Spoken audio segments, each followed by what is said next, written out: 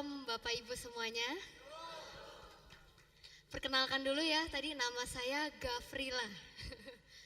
Em, Sebelumnya saya mengucap syukur sama Tuhan bisa berada di sini untuk menyaksikan kebaikan dan penyertaan Tuhan yang begitu sempurna dalam hidup saya. Saya mau bersaksi tepatnya dari sejak tahun 2013 Tuhan percayakan kasih anugerah buat saya 2 tahun berturut-turut sampai 2014 mewakili universitas saya memenangkan lomba-lomba nasional 2 tahun berturut-turut.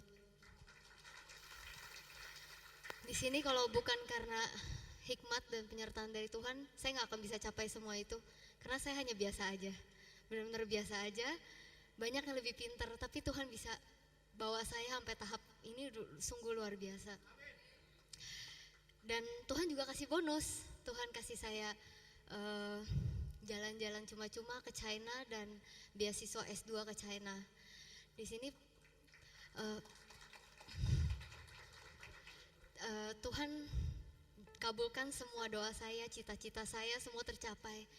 Itu nggak bisa diungkapkan dengan kata-kata ya. Saya sungguh mengucap syukur dan sangat bahagia gitu. Tapi di saat saya lagi senang-senangnya, lagi saya meraih semua impian dan cita-cita saya, hal tak terduga terjadi di bulan Oktober 2014. Saya dideteksi dokter ada tumor sebesar 8 cm di belakang rongga dada. Pertama dengar jujur syok, karena siapa yang menyangka, karena masih muda banget, nggak akan nyangka dapat penyakit segitu parah. Situ saya nangis, Tuhan kenapa sih saya lagi mau capai impian saya semua, kenapa saya mesti sakit kayak gini? Di sini Tuhan ngajarin banget buat saya. Kamu masih bisa bersyukur gak di saat kondisi kamu terburuk? Mungkin kamu wajar bersyukur di saat kamu menggapai semua impian kamu, di saat kamu senang kamu wajar bersyukur. Apa kamu tetap bisa bersyukur di saat kamu sakit? Dan di sini saya tetap belajar untuk bersyukur sama Tuhan dalam segala kondisi saya. Dan Tuhan juga ngajarin saya satu hal. Apa kamu mau tetap setia melayani Tuhan? Atau cuma karena hal ini kamu berhenti melayani Tuhan? Di sini saya ambil keputusan dan komit saya sama Tuhan. Apapun yang terjadi saya tetap akan melayani Tuhan. Dan memang benar, penyertaan Tuhan gak sampai situ saja. Dimulai dari Januari perjuangan saya dimulai. Akhirnya Januari 2015 saya dibawa ke Penang. Di situ orang biasanya untuk melakukan biopsi cukup sekali ya. Saya harus melakukan biopsi sampai 4 kali. Dan itu saya sampai nangis sama Tuhan. Saya capek gitu. Kenapa biopsi mesti berkali-kali? Itu karena selnya mati, sulit ditemukan penyakitnya. Setiap di biopsi mati selnya. Di sini sampai biopsi ketiga saya nangis. Tuhan saya nggak kuat. Saya mau pulang aja dari Penang. Saya nyerah. Saya nggak tahu ini sakit apa. Saya mau pulang aja. Di sini Tuhan kasih penghiburan buat saya dan kasih kekuatan buat saya lewat keluarga saya, lewat dokter dan suster yang begitu baik. Semuanya mendukung saya. Di sini akhirnya saya tetap lanjut lewat penyertaan Tuhan. Akhirnya di biopsi ketiga dokter bilang, ini sepertinya karena sulit ditemukan, saya harus seperti digergaji bypass biopsinya. Yang biopsi 1, 2, 3 aja biopsinya pakai jarum segini, sesumpit tebelnya, itu sakitnya minta ampun. Apalagi seperti orang bypass digergaji. Apalagi saya masih muda dan itu bisa berbekas. Saya nangis, Tuhan saya gak mau digergaji. Itu pasti sakit banget dan pasti berbekas. Saya berdoa, saya yakin dan beriman Tuhan pasti dengan apapun mujizat Tuhan pasti nyata, apapun caranya saya yakin biopsinya gak perlu sampai sesusah itu. Dan esoknya benar, mujizat Tuhan dalam hidup saya untuk kesekian kalinya, tentunya lewat tangan dokter ya. Akhirnya saya ditemukan biopsinya di leher kecil sekali. Itu seperti yang digambar tadi, yang merah itu kecil sekali. Saya nggak perlu sampai nginep, saya cukup pulang hari aja. Itu segitu mudahnya itu, kalau bukan karena tangan Tuhan nggak akan bisa semudah itu. Akhirnya setelah tahu dapat itu penyakitnya, dokter bilang saya kena kanker kelenjar getah bening stadium 2.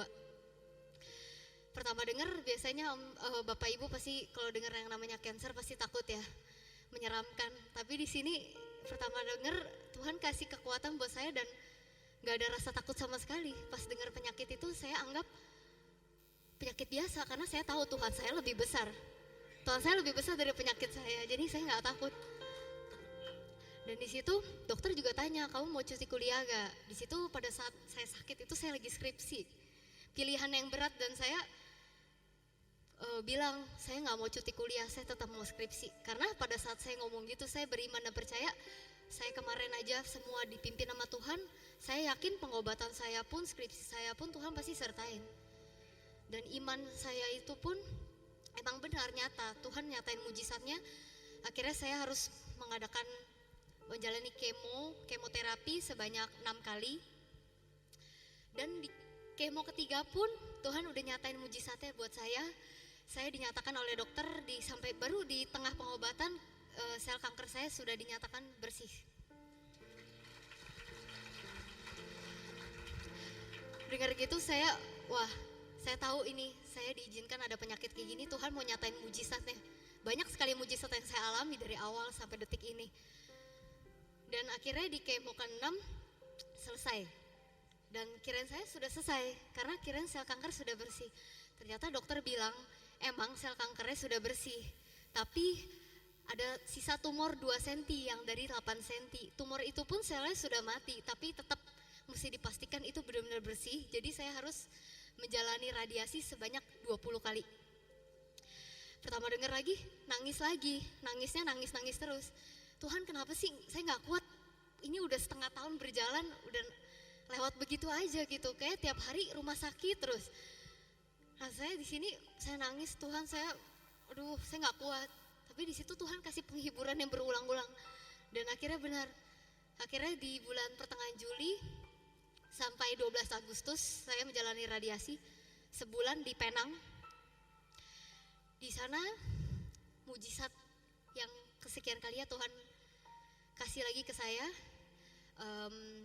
Tadi dibilangnya suruh radiasi 20 kali.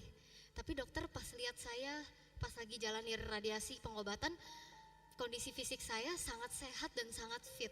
Dan dokter bilang ini radiasi kamu dikurangi 17 kali ya. Di sini Tuhan diskon radiasi saya jadi 17 kali doang. Saya pas dengar saya senang sekali, maksudnya itu dikurangin aja udah mujizat sekali gitu. Dan biasanya kalau Bapak Ibu tahu abis radiasi biasanya pasti berbekas ya, kulitnya gosong, pasti ada bekas. Sedikit banyak ada bekas, tapi Tuhan lindungin saya dari ujung kepala sampai ujung kaki sampai detik ini gak ada sedikit pun bekas, bersih.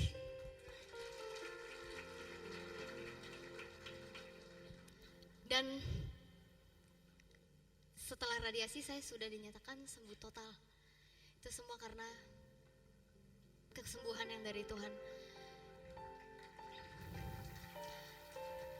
Dan setelah radiasi selesai juga Tuhan pimpin saya 1 Desember saya diizinkan Tuhan untuk wisuda. Intinya skripsi pun yang terlihat sulit dan berat, dan ujian-ujian yang menurut saya berat, apalagi ujiannya semua kanji, semua bahasa Mandarin, dan saya pasti berat banget ya, sejarah Cina semua saya pelajari. Aduh rasanya kayak gak sanggup gitu, sambil kemo itu capek dan sakit, tapi bisa lewatin semuanya karena Tuhan. Di sini dari kesaksian saya mau berpesan sama Bapak Ibu, percaya deh, Tuhan itu gak akan kasih masalah yang lebihin kekuatan kita. Asal kita tetap mau beriman, berserah sama Tuhan, sama tetap berusaha. Sebagai manusia tetap mesti berusaha. Dan saya yakin ini semua terjadi, Tuhan punya rencana indah buat saya dan buat Bapak Ibu juga semuanya. Jadi gak usah takut, aduh gini, aduh gitu. Tuhan juga ngajarin satu hal lagi buat saya, kamu gak usah khawatir tentang apapun juga. Karena selama saya pengobatan, semua Tuhan cukupkan. Dari vitamin, dari kebutuhan biaya pengobatan, semua secara logika stres gitu, ini mau biaya dari mana, tapi semua Tuhan cukupkan begitu saja sampai detik ini. Semua pengobatan semua Tuhan cukupkan. Seperti yang dalam ayat favorit saya dalam Filipi 4 ayat 13, segala perkara dapat kutanggung di dalam Dia yang memberi kekuatan kepadaku. Itu jadi ayat favorit saya. Jadi Bapak Ibu semua nggak usah khawatir karena Tuhan selalu bersama kita. Sebentar lagi saya juga akan membawakan sebuah pujian yang berjudul Walau Seribu Rebah, yang isinya walau lewati badai ku tak akan goyah sebab Yesus bersamaku. Kiranya Bapak Ibu semua bisa diberkati lewat kesaksian pujian saya. Terima kasih.